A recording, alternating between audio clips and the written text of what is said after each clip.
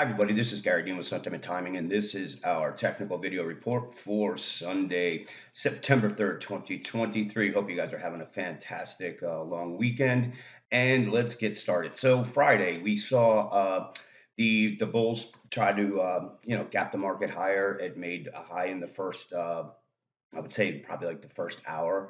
And then we saw selling and then really just chopped around. So I said that it was the first trading day of the month, and we had those economic numbers that I wasn't really looking to take my final quarter position on the short side. But I said, if you're trading on your own, what you want to do is short at the pivots. And I said the one pivot that you would be looking at is the 45.40. We came pretty much right up to that. And if you took that trade, you're doing pretty well right now. Now, what I've been showing you this head and shoulders pattern as well. So you can see this is where we're making the head right now. But if I sit there and just move this like this, what you can see is we could be actually making another head and shoulders up here, where it's this is we made the shoulder right here. This is the head, and then we come up and hit this right around that 45 25 45 30, make the right shoulder, the right shoulder, and then from there that will set up for the move down. So we have bearish divergences on the 15-minute chart. You can see resistance held down, and then it was just all out selling. So you can see that it's not really a strong market right now. None of the indexes are not running in the same direction. I think Friday had what was it? Russell 2000 was really leading the way, and the Dow was kind of neutral, but the Nasdaq went red, and you just saw the S&P kind of chopping around. So nothing has really changed in the overall dynamics of it. The bears, they need to get priced through this the 4,500.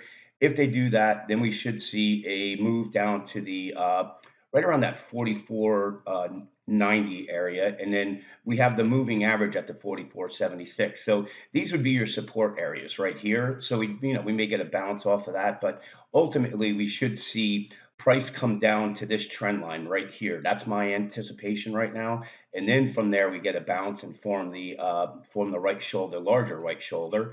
And then that's where we make, I would say, the final move going into September, October, where we're going to be trading down near the 4,200, maybe even 4,100.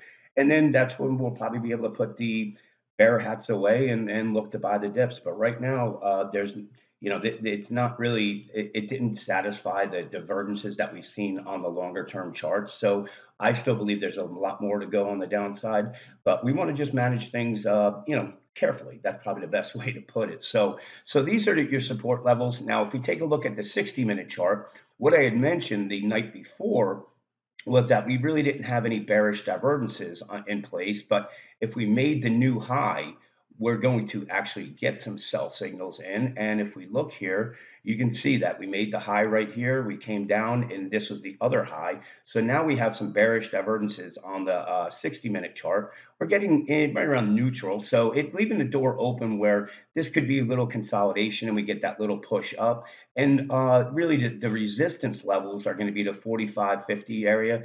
And then there's a chance that they come up and try to close this gap. So this is one of the reasons why I'm being a little bit cautious trying to fill the trade, because if it comes up here, if we get that panic buying and everyone thinks that they're missing the train and we're able to get short somewhere up here, it's going to be a nice little setup on that. But right now, we have to just see how price reacts. If the bears can hold down the bulls from making these new highs and then come down, obviously the support area 44.78, and then we go down to the 44.61. So again, these areas you don't want to be getting aggressively short here, and you want to wait for them to break, and then from there you short the bounces. But we could really do anything on Tuesday. There's no really concrete pattern in place, but what we do know is we have sell signals on the 15-minute charts, and we now have them on the 60-minute charts. But we may need a little more defined, meaning that we get the pop up, and then that gives us a little bit more of a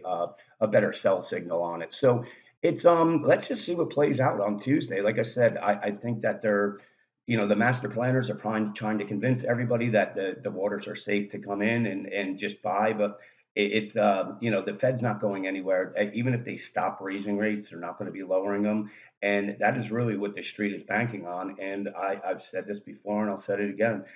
They're going to be dead wrong on this. I do not see the Fed coming in and lowering rates anytime soon. So let's see what plays out on Tuesday. Enjoy the rest of your weekend, and I will talk to you guys Tuesday morning.